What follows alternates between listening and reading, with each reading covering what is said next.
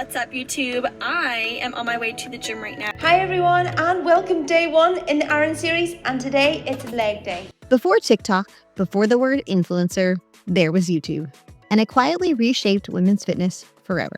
If you've ever pressed play on a YouTube workout in your bedroom, dorm room, or during lockdown, you've been part of something bigger than you realize. Over the last 15 years, women's fitness on YouTube quietly reshaped not just how we move, but why we move. From Blogilates' bubbly beginnings to Caroline Girvan's silent strength, this is the story of how women built a global movement, one upload at a time. And for many of us, it wasn't just content, it was company. 2009 to 2012, the Blogilates Era, where it all began. Hi everyone, my name is Cassey. Welcome to Pop Pilates. Let's get started and Hey guys, Cassey here. If you were looking for the 1000 workout all over YouTube, all over my blog, well, you didn't find it because it didn't exist until right now. In 2009, YouTube was still finding its identity, and so were we. Cassey Ho, a Pilates instructor from California, uploaded a video called Pop Pilates Total Body Workout. No studio, no sponsorship, no production team, just Cassey, a webcam, and infectious optimism. By 2012, Blogilates had over 100 million views and an online community that felt like a movement. Her t-shirt wall became iconic, a visual symbol of sincerity in a space that hadn't yet learned to be polished. I remember doing those workouts vividly from my apartment in college. No equipment, no pressure, just Cassey cheering me on through the screen and trying to make me feel the burn. The thing is, while these workouts were fun and approachable, from a results standpoint, they were limited. High-reps Pilates inspired moves built endurance and mobility, but they didn't create significant strength or body composition changes. Yet, that wasn't the point. They made fitness accessible, enjoyable, and consistent, which is half the battle when you're just getting started. Fitness wasn't about reps or calories, it was about showing up, feeling part of something, and learning to move your body with joy. Around the same time, creators like Sarah Fit, Tara Stiles, and fitness blenders Kelly and Daniel were doing something similar. Simple, trustworthy, science-informed workouts that help women build habits. Fitness Blender in particular stood out. To everyday trainers, minimal production, and a focus on functional fitness and evidence-based process. They were early pioneers of authentic, sustainable training before that language ever existed. This era taught women that fitness could feel like friendship, not perfection. 2012 to 2015. And I'm Karina Dawn. We're here in beautiful Manhattan Beach, California. and this is Tone It Up. So you burn a ton of calories doing this one. Hello and welcome to Yoga with Adrian. I'm Adrian and this is our first video ever. Enter Tone It Up, founded by Karina Dawn and Katrina Scott. Soft colors, beach backdrops, and friendship-driven messaging made fitness look aspirational. Their Bravo reality TV show in 2014 and Tone It Up retreats introduced women to the first wave of brand-driven wellness. From a fitness perspective, Tone It Up workouts were light and fun, great for getting moving, building habits, and feeling motivated, but they weren't enough to build serious strength. Heavy resistance, progressive overload, and structured programming were mostly absent. What they did give women was consistency, community, and confidence, the emotional foundation for every journey that comes after. Meanwhile, Blogilates continued her high-energy, positivity-driven workouts, while Yoga with Adrian was quietly reshaping what mindfulness in movement could look like. Adrian was actually my first experience with yoga. Her calm, inviting tone made the practice feel less like something intimidating and more like a conversation with your body. Her "find what feels good" philosophy taught me to connect with movement instead of control it, and that mindset completely changed how I saw that kind of fitness.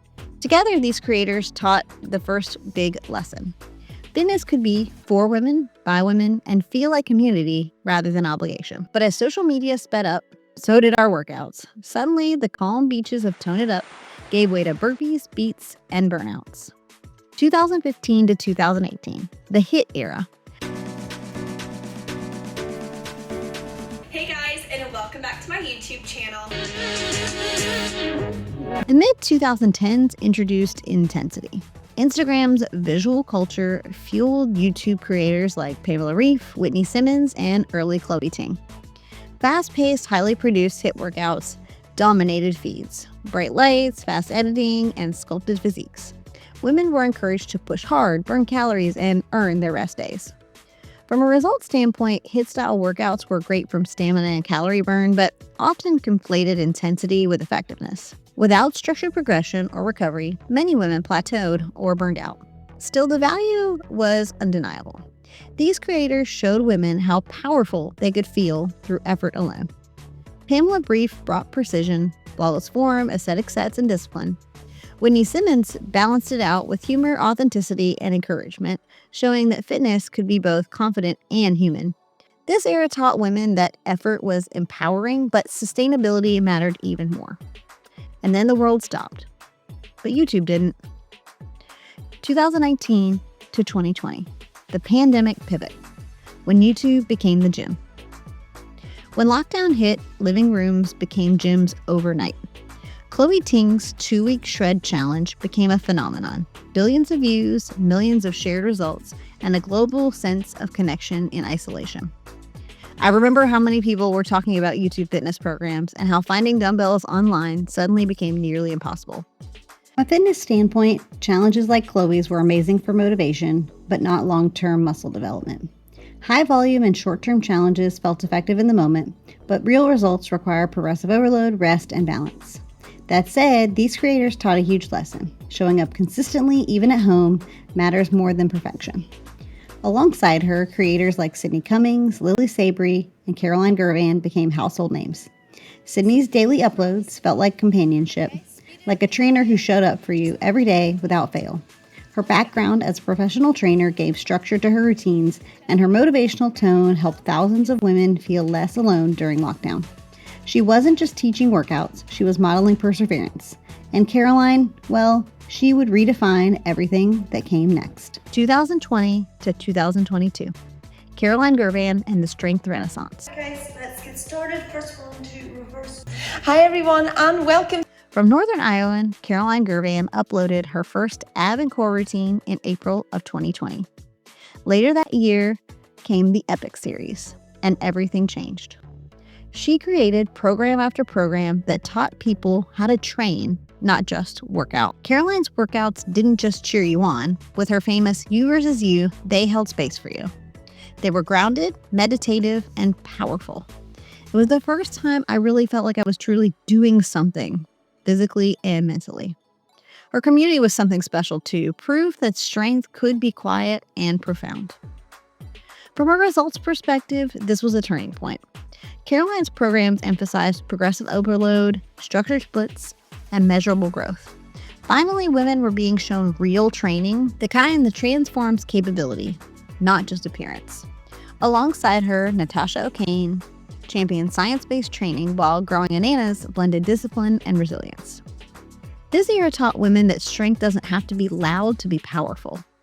And as the world settled into a new rhythm, so did our approach to movement. 2022 to 2025, the era of balance and longevity. Now, the focus has shifted from aesthetics to longevity. Creators like Mad Fit, Movement Nicole, Tiffin Dan, Heather Robertson, and so many more are leading the way. Their message? Sustainable strength, functional mobility, and movement that fits your life, not the other way around. This era teaches women that real strength is longevity in body, mind, and purpose. YouTube fitness began with rebellion, moved through community and aspiration, survived a pandemic, and now embraces grounded strength and longevity. Each era answered a different question. Can I belong? Can I become her? Can I get stronger? Can I stay grounded? And maybe that's why I love this space so much. Because behind every click, every mat, every rep, there's a woman rewriting what strength looks like to her. And if you love exploring these stories and want to keep uncovering women's fitness evolves together, hit subscribe and let's continue this journey together. Which era did you start working out with on YouTube? Were you in the Blogilates era in your dorm room, doing Tone It Up on the beach, or sweating through Chloe Ting's challenges during lockdown? Drop your era in the comments. I can't wait to share your story.